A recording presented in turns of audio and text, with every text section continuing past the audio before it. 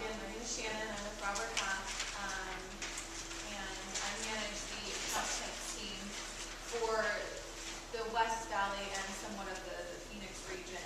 We do have 3 different offices in the Phoenix area. We have one in the Biltmore area, one in the West Valley, and one in Chandler. We also do have one down in Tucson. So I don't know if there's anybody that's transplanted up here from down there, but so basically who up here is the golden question, I guess. Who's heard of Robert Half? Awesome.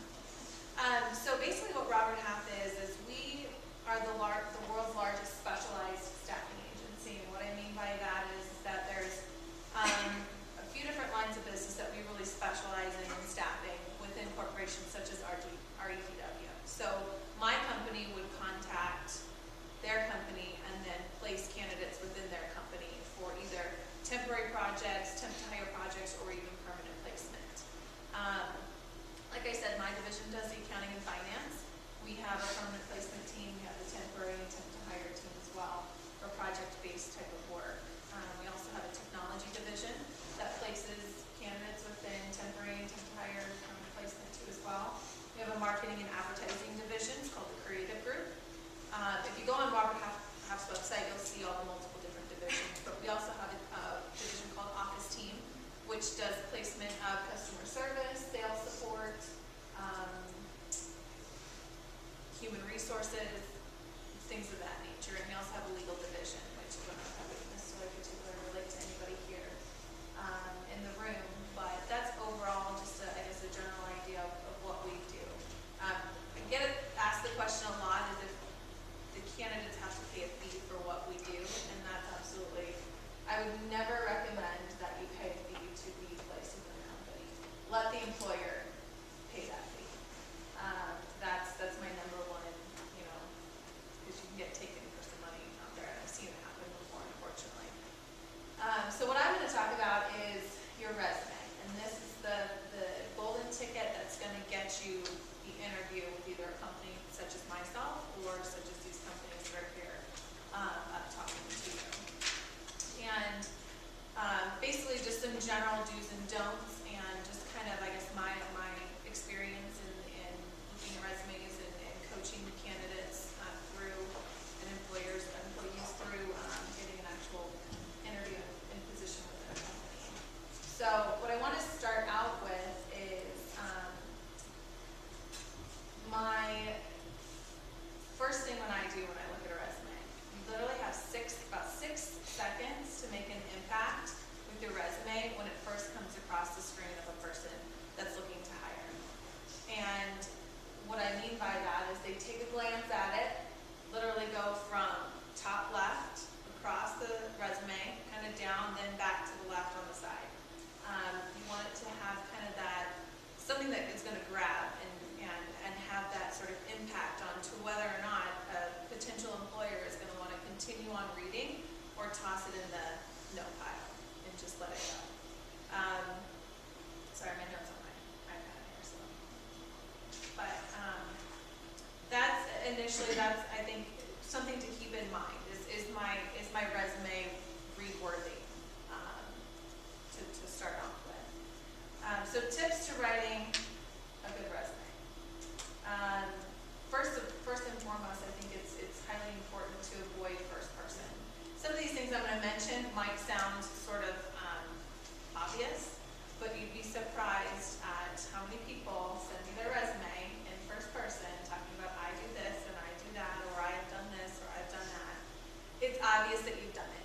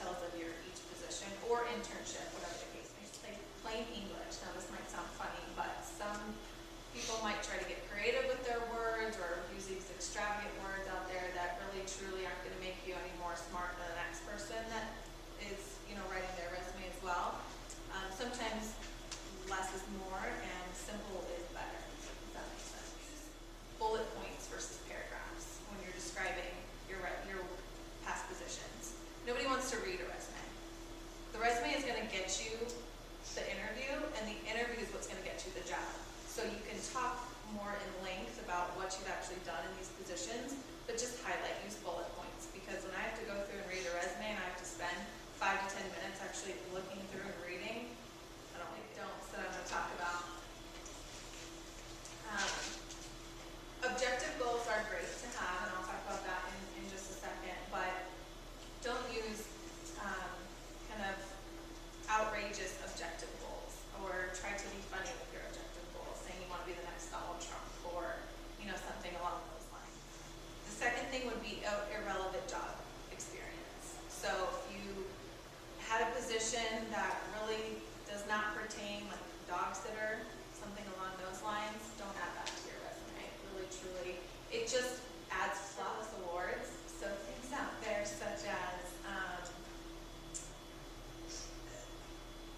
just an example, pie eating contest or prom queen in high school, things of that nature that kind of can relate to more of you guys' age group. I would just not. I would just advise you to not to add certain things like that. Pictures on a resume, don't do it. Cover letters is one thing. Now for me, in my own cover letter, I do actually have a personal, probably my LinkedIn profile picture. I do have that on a cover letter, but I don't give my cover letter to anybody. On the resume should be just relevant work experience and keep a picture. Being kind of too smart for your own good won't really get you any further than the next person. So be clear, concise, short to the point when you're able to. Now, if it's absolutely necessary, then I would say go for it, but just be cautious of those types of things. And then extravagant materials. So what I mean by this is, who's seen Elwood's Legally Blonde, where she's out leaving her class when she's in law school, and she hands her teacher the pink resume with it's scented with whatever, CK1 or something like that. Don't do that. I mean, that's pretty obvious, but I have seen some pretty extravagant, colorful rainbow paper that gets sent over to us, and it's just like it's not necessary. To me, that's not professional. And maybe if it's in your market, if you're in advertising or design, then maybe to them that's okay. But if you're going for a professional business position, my suggestion would be to keep it onto something like what you had mentioned earlier, just about resume paper or something along those lines. But I always laugh when I see things like that come across my desk, because it does happen, to believe it or not. So I would say 5 things to include on your resume. Number 1 is contact information. Again, seems very simple, but I've seen it happen where you get a resume and there's no phone number to call a person. And I'm like, I don't want to email you. I want to actually talk to you. I want to have a conversation. I want to get to know you. I want to build that rapport. So make sure that is on the resume for sure. Also was touched on earlier, the email address. frankthetank@gmail.com, not acceptable. Pink Princess at Yahoo, whatever the case may be. My suggestion would be to use your name in some sense.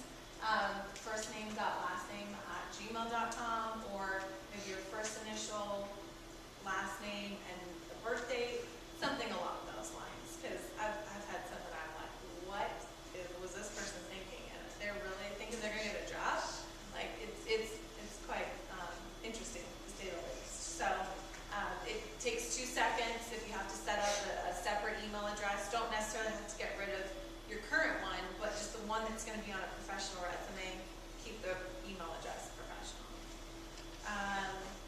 Keywords and key places. There are many ways to say the same thing in a resume. It's okay to take your past experience and take keywords from a job description and place them on your resume.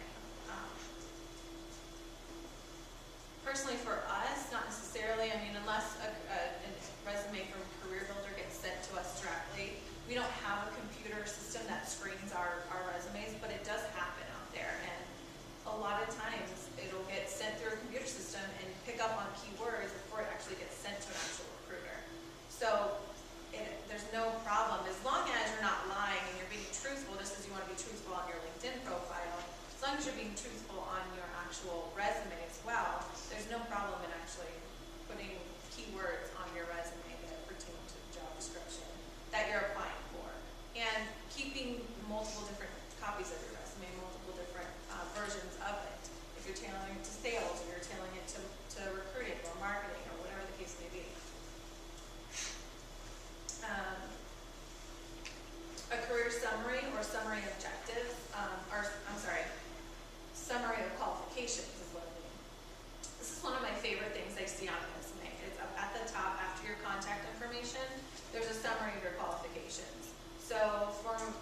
for myself, just make up like 8 years in sales and business development, and 9 years of customer service. Things along those lines that are kind of catchy word phrases that can pertain to a particular job that you are looking to be hired on with. It's just nice to kind of, again, going back to that, making an impact in 6 seconds and being able to kind of see some of those top qualifications or top basically abilities that you have, to be able to kind of say, okay, this is somebody who I want to talk to, or this is a resume I want to continue looking at, basically. So that summary qualifications up at the top, don't go overboard, but keep it to maybe your top 6 qualifications, and it really truly can be impactful because it kind of starts that resume off really nicely. And then awards and recognition, going back to not putting pie-eating contests, but also put stuff on there that's relevant to what you guys have done, any clubs that you're involved in, or any kind of fraternities or sororities and awards that you've gotten. Maybe if there is an employer award that you do currently have, definitely put those on the resume. Don't be shy to do that. Also, within each position that you've had, if there's some type of return on investment, so some type of